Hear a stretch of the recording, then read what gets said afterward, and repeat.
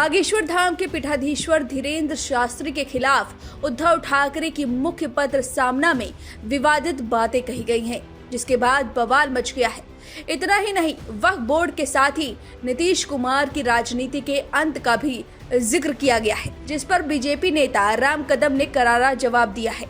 राम कदम ने क्या कुछ कहा वो सुनवाएं, उससे पहले पूरा मामला जान लीजिए। दरअसल बागेश्वर वाले धीरेन्द्र शास्त्री को निशाना बनाकर सामना में एक लेख लिखा गया है। इसमें कहा गया है कि भाजपा भारत में जो हिंदू पाकिस्तानी बनाना चाहती है, उसके ब्रांड एम्बेसडर धीरेन्द्र शास्त्री जैसे बाबा लोग हैं। लेख में आगे कहा गया कि धीरेन्द्र शास्त्री जैसे बाबा लोग हिंदुत्व के ब्रांड एम्बेसडर्स हैं। वे हिंदुओं के लिए अलग गांव बनाना चाहते हैं। ये विचार विश्व में हिंदू संस्कृति का सिर शर्म से झुकाने वाला है। यह बाबागिरी कहां तक जाएगी? सामना के इस लेख में वक्फ संशोधन कानून का भी जिक्र किया गया है। इसमें कहा गया कि वक्फ संशोधन विधेयक पर संसद के दोनों सदनों में लगभग 20 घंटे तक बहस हुई, लेकिन मणिपुर की स्थिति पर दोनों सदनों में 1 घंटे भी चर्चा नहीं हो सकी।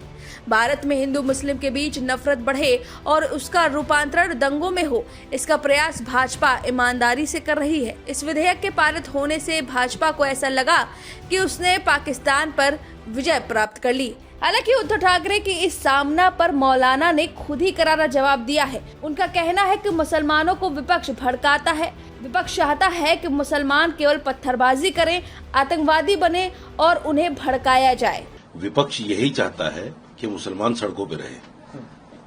उसके 2 कारण हैं। एक, उनकी राजनीति चलती है इससे। दूसरे, जो मुसलमानों के खिलाफ उनकी एक सोच है कि मुसलमान आगे ना बढ़े, मुसलमान सिर्फ पत्थरबाज की लिस्ट में रहे, मुसलमान सिर्फ आतंकवाद दहशतगर्दी की लिस्ट में रहे। ये दोनों मकसद उनके पूरे होते हैं। जो कि पिछले 60-65 साल का जब हम रिकॉर्ड देखते हैं तो विपक्ष ने, यानी कांग्रेस और दूसरी अन्य पार्टियों ने, जिसको मुसलमान वोट देता है, उन्होंने कभी भी नहीं चाहा कि मुसलमान पढ़े और आगे बढ़े। मुसलमान इन चीजों से दूर है, कभी नहीं चाहा। हमेशा इन गलत कामों के लिए मुसलमानों का इस्तेमाल हुआ है। धीरेन्द्र शास्त्री पर यूबीटी के हमले पर राम कदम ने क्या कहा, जरा सुनिए। कांग्रेस के गोद में जाकर के बैठे हैं। अब उन्हीं के अखबार में संतों साधुओं के बारे में जिस प्रकार की अभद्रवाणी का प्रयोग किया जा रहा है, शायद स्वर्ग में भी स्वर्गीय बाला साहब ठाकरे जी की आत्मा यह सब सुनकर तड़पती होगी। और यह इनका हिंदू विरोध, साधु संतों का विरोध, ये पालघर हत्याकांड में भी देश ने देखा और आज के सामना में भी पुनः एक बार ये खुल करके सामने आ रहा है।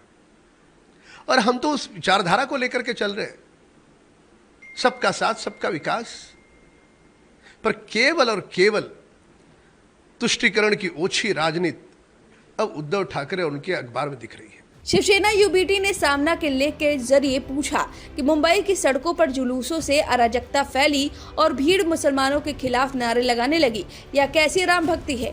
इसमें आगे कहा गया कि वक्फ बिल के पक्ष में वोट करने वालों में बिहार के मुख्यमंत्री नीतीश कुमार, केंद्रीय मंत्री चिराग पासवान, केंद्रीय मंत्री जीतन राम मांझी, आंध्र के मुख्यमंत्री चंद्रबाबू नायडू, आरएलडी के अध्यक्ष और केंद्रीय मंत्री जयंत चौधरी शामिल थे। नीतीश कुमार, चंद्रबाबू नायडू, चिराग पासवान, जयंत चौधरी की पार्टियों को मुसलमान के वोट मिल रहे थे। वक्फ बोर्ड विधेयक का समर्थन करने से इन सबको अब एकजुट मुस्लिम वोट नहीं मिलेंगे। इसके अलावा सामना के संपादकीय लेख में बिहार में आगामी विधानसभा चुनाव को लेकर भी जिक्र किया गया। इसमें कहा गया कि आगामी बिहार विधानसभा चुनाव में मुख्यमंत्री नीतीश कुमार के राजनीतिक सफर का अंत हो जाएगा। वहीं बिहार में भाजपा को उनका पहला मुख्यमंत्री बनाना है। नीतीश कुमार का कांटा भाजपा ने करीब करीब निकाल दिया है। अब सामना के इस लेख पर आपकी क्या राय है, कमेंट करके जरूर बताएं। वीके न्यूज, राष्ट्र के नाम।